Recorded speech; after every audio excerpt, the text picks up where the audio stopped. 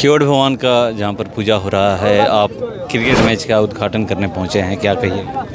देखिए बहुत ही खास दिन है इस समाज के लिए और पूरे सनातन संस्कृति के लिए, क्योंकि हमारी जो संस्कृति है और हमारा जो धर्म है उसमें हर एक वर्ग अपने अपने पूजा को आयोजित करता है, उसमें बाकी सब वर्ग और समाज सहयोग करते हैं। ये हमारी समाज की, हमारी संस्कृति की खासियत है और केवट भगवान के चरणों में ये कार्यक्रम हो रहा है, तो हम उनसे प्रार्थना करेंगे और उनसे ये मांग करेंगे, ये जो क्षेत्र जो है हम लोग का दियारा का क्षेत्र लगातार बाढ़ का मार झेलते रहता है, उसे निदान देने के लिए भी इस क्षेत्र को और यहाँ के जनप्रतिनिधियों को शक्ति प्रदान करें, इससे लोग मिलजुल कर इस क्षेत्र की जो बेसिक समस्या है बाढ़ का, उसको हम लोग भविष्य में दूर कर सके, यही भगवान से मांग करते हैं।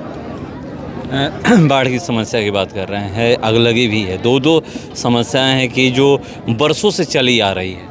देखिए आग लगी का तो कुछ हद तक संसाधन है जिसे कंट्रोल किया जा सकता है, लेकिन बाढ़ एक नेचुरल फिनोमिनन है, उसको बहुत ही बृहद उसके लिए एक प्लान चाहिए और आज से नहीं, हमारे जन्म से भी, मतलब कई एक सौ वर्षों कहा जाए उस समय से ये समस्या चली आ रही है। इसके निदान के लिए जो हमारे पूर्व सांसद थे वो पहल भी किए थे, जो तटबंध इलाका जिसे गांव में कटा उसमें एक जो बांध और उसकी जो समस्या थी, उसको बांध की जो निर्माण थी उसके लिए मांग भी किए थे, लेकिन वो अभी तक धरातल पर उतर नहीं पाया है। बीच में चुनाव हार भी गए, लेकिन हम लोग भी इंतज़ार कर रहे हैं और आने वाले समय में कैसे इस पूरे एरिया को बांध के प्रकोप से बचाया जाए, उसके लिए जो ज़रूरी कदम उठाने चाहिए उसको लेकर हम लोग प्रदेश में अपनी सरकार से और केंद्र सरकार से भी मांग करेंगे। पूर्व सांसद की बात करें, वर्तमान सांसद से उम्मीद है कि करेंगे? नहीं, उनकी हम लोग बात ही नहीं करते हैं। वो तो एक्सीडेंटल एमपी यहाँ पर बन गए हैं, वो कोई मतलब ऐसे नहीं था कि बहुत कोई आदमी उनके लिए इच्छुक था कि वो सांसद बने या जनप्रतिनिधि बने, लेकिन बाय डिफ़ॉल्ट एक्सीडेंटल वो एक तरह से सांसद उनको हम बोलेंगे भोजपुर ज़िले के लिए। उनसे ज़्यादा कुछ उम्मीद नहीं है, उम्मीद हमारे अपने प्रतिनिधियों से ही है। प्रदेश में सुशासन की सरकार है, केंद्र में डेवलपमेंट की सरकार है, ये दोनों सरकार ही से हम लोगों को कुछ उम्मीद है कि यहाँ पर जो कार्य अधूरे रह गए पूरा होंगे और मुझे पूर्ण रूप से विश्वास है कि अगर सरकार की व्यवस्था इसी तरह बनी रही तो भविष्य में जो यहाँ की समस्या है उसको हम लोग जड़ से मिटाने में सफल होंगे। सांसद महोदय आरा रेलवे स्टेशन का नाम बदलने की सिफारिश कर रहे हैं। अब कुछ ना कुछ तो करना ही नहीं है, अब सांसद बन गए हैं, अब कुछ उलूल जुलूल हरकत नहीं करेंगे तो आप और हम यहाँ बैठ के चर्चा कैसे करेंगे।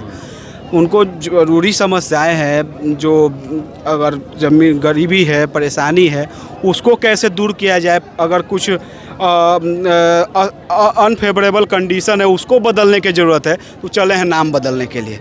तो उनको हम लोग ज़्यादा सीरियसली लेते नहीं है, उनको एक्सीडेंटल एमपी का संज्ञा हम लोग देते हैं और बहुत कुछ उनसे हम लोग एक्सपेक्ट नहीं करते हैं। बताते भी हैं ना कि इन वजह से बदलना चाहिए, उत्तर प्रदेश में जब बदल सकता है तो बिहार में क्यों? तो छोड़िए ना उनकी बातों पर, उनके बातों पर चर्चा करना। यहाँ पर लोग परेशान है दूसरे मुद्दों से।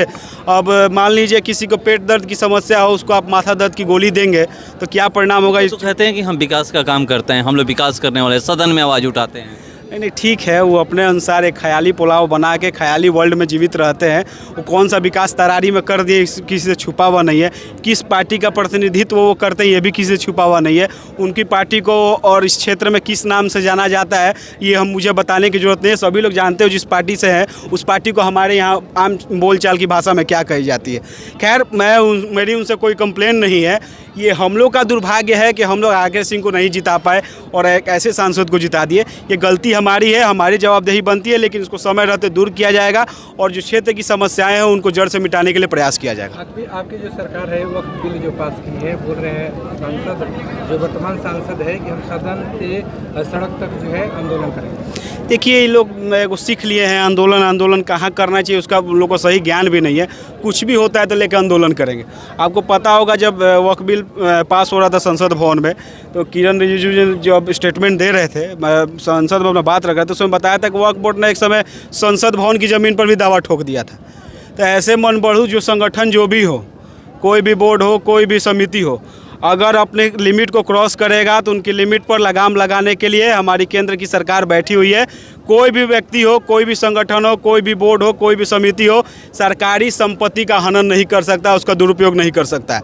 अगर कहीं पर सरकारी संपत्ति है तो अगर पहला हक होगा तो देश की गरीब जनता का होगा, ना कि इन बड़े बड़े मौलवियों को और जो मौलाना बैठे हुए हैं अपने हित के लिए ज़मीन बेचेंगे और मालामाल होंगे। ये सब हम लोग बर्दाश्त करने वाले नहीं हैं। और केंद्र सरकार की ये बहुत अच्छी पहल है। बहुत से गरीब मुसलमान भी इस पहल को सराहना कर रहे हैं। जो बड़े बड़े जो उसमें भी माफिया टाइप के जो लोग हैं वही इसका विरोध कर रहे हैं। ये साफ दर्शाता है कि ये जो बिल है वो देश के हित में है, जनता के हित में है, और जो चीज़ जनता के हित में रहेगी उसके साथ हमारा सहयोग रहेगा, हमारा समर्थन रहेगा। मुसलमानों के हित में है, पूर्ण रूप से मुसलमानों के हित में है। मैंने तो बोला जो मुसलमान धर्म से जो माफिया किस्म के जो लोग हैं, पूरे ज़मीनों पर अकेले मालिकाना हक कब्जा कर बैठे, तो उनको नुकसान है। गरीब मुसलमान, आम मुसलमान इस बिल से खुश है। उनको कोई लेना देना नहीं है कि कौन मौलवी और कौन मौलाना क्या कह रहा है।